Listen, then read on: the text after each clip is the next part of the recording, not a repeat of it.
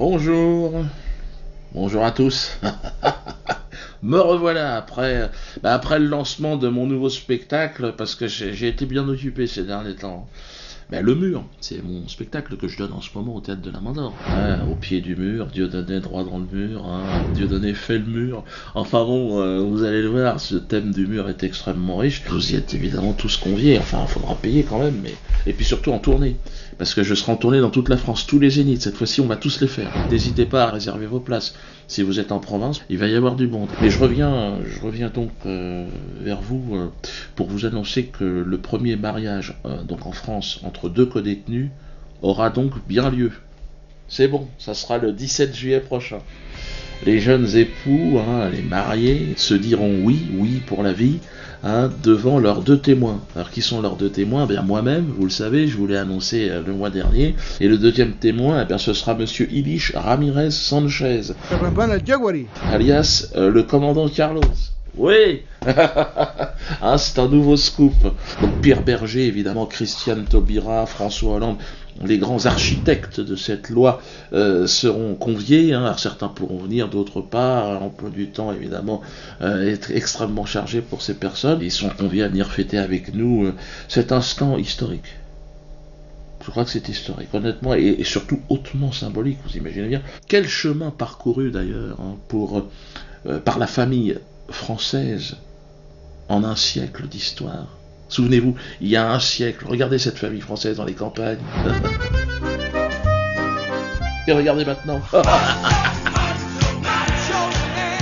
Le mariage de Germain et d'Alfredo représente à la fois le progrès, la fierté de toute une nation et la grandeur de la civilisation. Car quoi de plus beau qu'une société qui permet la réinsertion par l'amour? Et là je pose la question à ceux qui étaient les plus récalcitrants sur cette loi. Réfléchissez. Merci au maire de Poissy, Frédéric Bernard, sans qui rien n'aurait été possible, un homme courageux qui, malgré la pression de la rue, a accepté de devenir le premier maire de France, si vous imaginez, à unir deux détenus de longue peine. Et il nous démontre, si besoin en était, qu'il existe encore dans cette sphère politique tant décriée, on l'a vu avec Cahuzac, les Guéants, enfin tous ces scandales, qu'il existe des hommes de grande morale. Et vous en faites partie. Merci. Je rendrai également hommage à François Goetz, le directeur de la maison centrale de Poissy, qui a su protéger nos deux cœurs enlacés d'une certaine hostilité contre les agressions homophobes, notamment de détenus, mais surtout de certains surveillants, aux propos carrément homophobes. Yon, c'est qui fait la fave? Yon, ton cul, je sais pas quoi. Non. Je sais qu'une procédure est en cours contre l'un des surveillants d'ailleurs. Enfin bon, ça c'est une affaire interne. Merci au directeur de toute sa vigilance. Et enfin, merci à la France, oui, car je peux le dire aujourd'hui, beaucoup de contacts, beaucoup de médias qui seront également présents, je pense. Le mariage de Germain et d'Alfredo illustre toute la grandeur d'un pays. Longue vie aux mariés, vive la France. Par ailleurs, je vous confirme que je me suis rendu à la cour d'assises de Paris pour témoigner de la moralité du commandant Carlos, on en parlait tout à l'heure. Bon, alors certains se sont interrogés, Diodo, pourquoi tu fais ça? Voilà, vous l'aurez constaté, mon témoignage n'a pas pu éviter la condamnation à perpétuité. Il risquait pas de prendre plus. Donc c'est pour ça que je me suis permis de témoigner.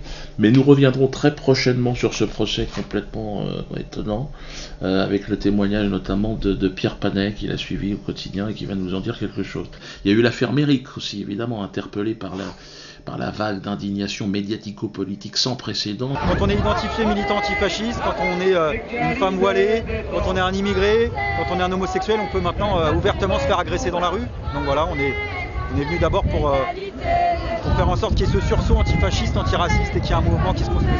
Nous avons mené une enquête, moi et la rédaction des Quenelles. Donc on s'est réunis, on a dit bon, c'est pas possible, on peut pas laisser les choses comme ça. Nous avons rencontré pour vous un cadre de la haine.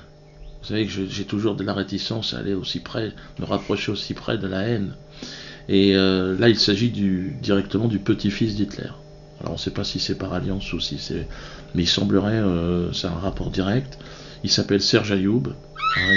Donc son mouvement a été dissous, mais il nous a rencontrés. On a un reportage qui arrive. Moi-même,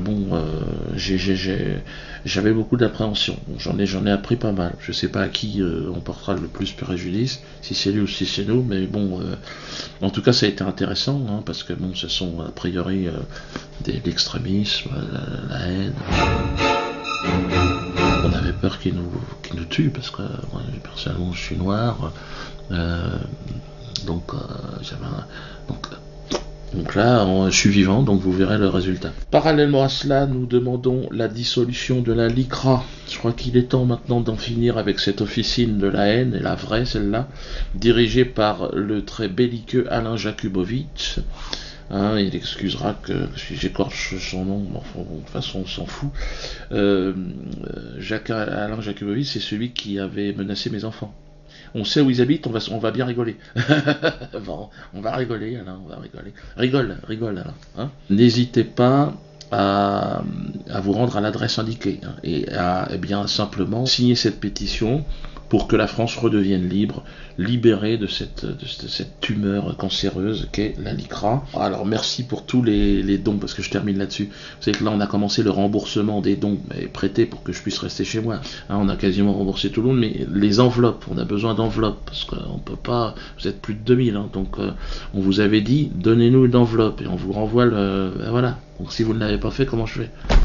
Voilà, si c'est pour dire n'importe quoi, fermez-la. Moi, il me reste plus qu'une chose, c'est d'aller faire mon spectacle, parce que pour vous rembourser, il va falloir que je bosse.